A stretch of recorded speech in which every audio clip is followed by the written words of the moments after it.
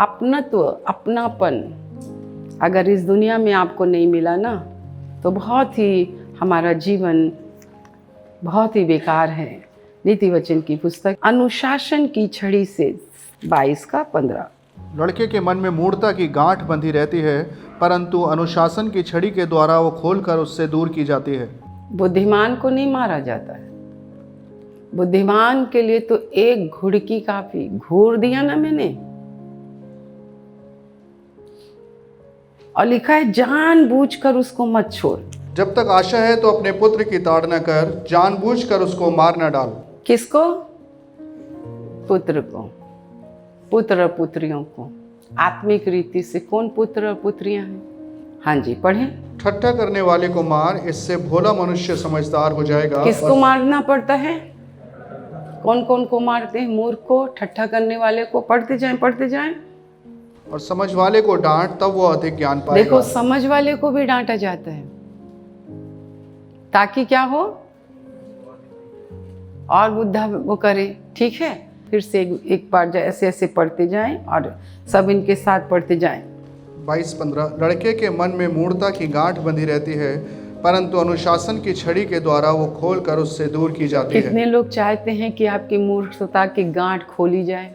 हाँ, सेकंड। 19-18 जब तक आशा है तो अपने पुत्र की ताड़ना कर, जानबूझकर उसको मार न डाल। 19-25 ठट्ठा करने वाले को मार, इससे भोला मनुष्य समझदार हो जाएगा, और समझ वाले को डांट, तब वो अधिक ज्ञान पाएगा। कितनी चीजें आपको डांट के विषय में लिखी हैं। हाँ जी, आगे। अब एक वचन थे, हम बार बार हम पढ़ते रहेंगे, आप मेरे पास आएंगे। एक और वचन मुझे मिला है, 29 नीति वचन 29 उसका 17 वचन। अपने बेटे की ताड़ना कर। बस चर्च समय पर नहीं आओगे तो अनुशासन की छड़ी लगेगी कि नहीं लगेगी? तो कल से ऑफिस लेट जाना, स्कूल सारे लेट जाएंगे। पढ़ेंगे हम। अपने बेटे की ताड़ना कर, तब उससे तुझे चैन मिलेगा और तेरा मन सुखी हो जाएगा। हाँ, क्या लिखा है? कौन है मेरे बेटे? तुम चाइल्ड नहीं हो, ओके। कई बच्चे ऐसे बोलते हैं, पर माँ बाप के लिए बच्चे कभी नहीं। वो उठते बैठते आपको सिखाते रहेंगे। अनुशासन की छड़ी से मूर्खता की गांठ खुलती है। मूर्खता का विचार भी पाप है। मूर्ख, भजन संहिता में लिखा है, सबसे पहले मूर्ख कहता कोई परमेश्वर नहीं है। कब? जब आपने इतना होने पर भी इतने सामर्थ्य के काम तुमने देखे और तुरंत एक और ऐसी विपत्ति आई, आपने साल भर हो गए उस विपत्ति को दूर करने के लिए, और आपने कहा कोई परमेश्वर नहीं है। ये पूरी दुनिया मूर्ख है जो ये कहती कोई परमेश्वर नहीं है। मूर्ख अर्थ है, मीनिंग है। मूर्ख जो होता है, ये है मूर्खता की विशेषता। मैं सही हूँ, वो गलत है, पास्टर गलत है, मारा मेरे को। बताओ क्यों मारा? बाइबल पढ़ोगे ना तो आपको अपनी मूर्खता, कतार से बैठो, लाइन से बैठो, वो आ रहे हैं पहले से। तो अगर तुम डांट का बुरा मानते हो तो बोलो आई एम, पर कहते अरे नहीं हम क्या हैं, हम तो कहते परमेश्वर है। तो परमेश्वर है तो चिंता क्यों करते हो? अविश्वास क्यों करते हो? क्यों बार बार डांट खाते हो? परमेश्वर ने कहा मूर्खता का विचार भी पाप है। पता, हमें ना बाइबल पढ़ोगे तो आपको बहुत अच्छे से आपको मूर्खता का विचार बोलने से दे दीजिए। क्या प्रभु ये कर सकता है? ये विचार है आपके मन में ना, विचार आते हैं, क्या मेरे पाप क्षमा हो सकते हैं? ये विचार आता है। 10 रुपए तो दे देगा, बुखार तो ठीक कर देगा, पर क्या मेरा परमेश्वर कैंसर को ठीक कर सकता है? तेरा परमेश्वर क्या मेरे को बैठे बैठे खिला सकता है? क्यों नहीं खिला सकता? मूर्खता का विचार है। मतलब आपके अंदर क्या है? मैं परिश्रम करूंगा, है ना, हर प्रचारक पास्टर करे, हम मांगेंगे तो हमें मिलेगा। पर तू, मेरी बाइबल कहती है जब उसने मुझे मिस्र से निकाला ना, तो सोना और चांदी देकर निकाला, और लिखा है मन, क्या लिखा, बटेरे पहुंचाई। बटेरे खाए हैं आपने कभी? खाए बटेरे? जानते हो बटेरे क्या होती हैं? उसको पकाने में ज़्यादा टाइम नहीं लगता है, तो क्यों नहीं कर सकता है? क्या परमेश्वर मेरे को, सारा ने क्या बोला, मैं इतनी बूढ़ी हो गई हूँ, मेरा मासिक धर्म बंद हो गया है, इतनी झुर्रियाँ, ये तुम्हारे विचार हैं जो आके है ना सर में इतना दर्द कर देते हो। नहीं, मूर्खता का विचार भी, बोलो मूर्खता का विचार भी पाप है। हम मूर्ख हैं। अमूर्ख को क्या हो सकता है? ऐसा हो सकता है? ऐसा कर सकता है? क्या मुर्दे में जान डाल सकता है? क्या फूंक सकता है?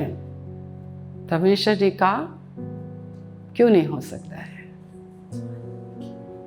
तो इस फसा के पर में मूर्खता के विचार को अपने अंदर से दूर करो।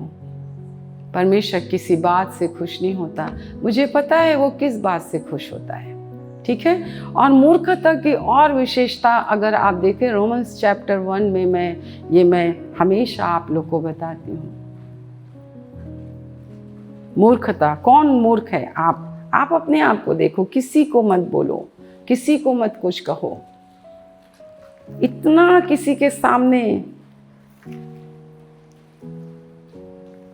रोमियो की पुस्तक उसका पहला अध्याय पढ़ेंगे भैया, मनुष्य जाति का पाप। परमेश्वर का क्रोध तो उन लोगों की सब अभक्ति और अधर्म पर स्वर्ग से प्रकट होता है जो सत्य को अधर्म से दबाए रखते हैं, इसलिए कि परमेश्वर के विषय का ज्ञान उनके मनों में प्रकट है, क्योंकि परमेश्वर ने उन पर प्रकट किया है। उसके अनदेखे गुण अर्थात उसकी सनातन सामर्थ्य और परमेश्वरत्व जगत की सृष्टि के समय से उसके कामों के द्वारा देखने में आते हैं, यहाँ तक कि वे निरुत्तर हैं। इस कारण कि परमेश्वर को जानने पर भी उन्होंने परमेश्वर के योग्य बड़ाई और धन्यवाद न किया, परंतु व्यर्थ विचार करने लगे। व्यर्थ विचार करने लगे, ये है उनकी मूर्खता। क्या आप में परमेश्वर का ज्ञान आपको नहीं मिला? क्या परमेश्वर की सामर्थ्य आपको नहीं मिले? क्या नहीं मिला आपको? फिर से एक साथ पढ़ेंगे इनके साथ 18 वचन। परमेश्वर का क्रोध तो उन लोगों की सब अभक्ति और अधर्म पर आपके ऊपर क्या है? परमेश्वर का क्रोध है कि परमेश्वर का प्रेम है? किसके ऊपर परमेश्वर का क्रोध है? ठीक है, पढ़ेंगे 18। हाँ, परमेश्वर का क्रोध तो उन लोगों की सब अभक्ति और अधर्म पर स्वर्ग से प्रकट होता है जो सत्य को अधर्म से दबाए रखते हैं। सत्य को अधर्म से, ये सत्य है कि परमेश्वर है, उसने आपकी नजात के लिए, आपकी मुक्ति के लिए, आपकी मोक्ष के लिए अपने ही अनुग्रह के द्वारा आपका उद्धार किया है। आपके कामों से नहीं हुआ, आपके अच्छे कामों से नहीं हुआ, ना कभी हो सकता है। आपकी भक्ति और अभक्ति, आप कह रहे हैं आप भक्ति करते, ये तो अभक्ति है, क्योंकि आपने सत्य को दबा दिया। आप मनुष्य के आगे हाथ फैलाए, आप मनुष्य के धन पर भरोसा रखते हैं, आप अपने बल पर भरोसा रखते हैं। आप ये मत सोचिए कि आप भक्ति करते हैं। फिर से 18 वचन।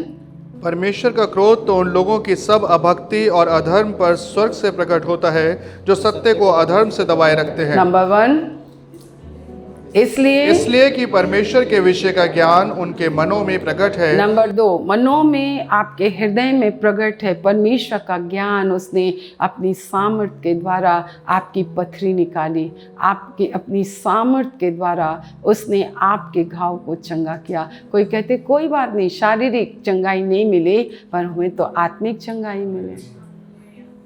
ये विचार पाप है। खुद अविश्वासी होना और दूसरों के अंदर भी अविश्वास डाल देना। कितने अच्छी अच्छी बातें हम सुनते हैं, क्यों मेरा प्रभु नहीं कर सकता? ज्ञान है, एक बार बता दिया ना, करेगा। जब मेरे बाप का 6 कर्जा दूर कर सकता है तो क्या मेरे भाई का नहीं कर सकता है? व्यर्थ विचार करते हैं, व्यर्थ बातें करते हैं, क्योंकि ज्ञान है। नंबर 2, तीसरा, क्योंकि परमेश्वर ने उन पर प्रकट किया है उसके अनदेखे गुण। अनदेखे गुण अभी आपने देखा ही नहीं है। तेरे जैसा कौन है जो मेरा भला करे, मेरा भरोसा सिर्फ तुझ पर प्रभु, मेरे जीवन का स्वामी आधार बना तू प्रभु जी, तू नहीं व्यर्थ हो जाता, तू नहीं होता तो व्यर्थ हो जाएगा। हम विनती करते हैं इस तेल और छल के लिए, यीशु के नाम से यीशु का लहू बन जाए, यीशु के नाम से यीशु का लहू बन जाए, यीशु के नाम से यीशु का लहू बन जाए। और जब वो लोग पिए तो सचमुच में वो चंगे हो जाए, वो चंगे हो जाए। हमारे परमेश्वर पिता का प्रेम, प्रभु यीशु मसीह का अनुग्रह और पवित्र आत्मा की सहभागिता जब तक यीशु बात न पनाए हम सबों के ऊपर होती रहे। और एक साथ कहें आमीन, आमीन।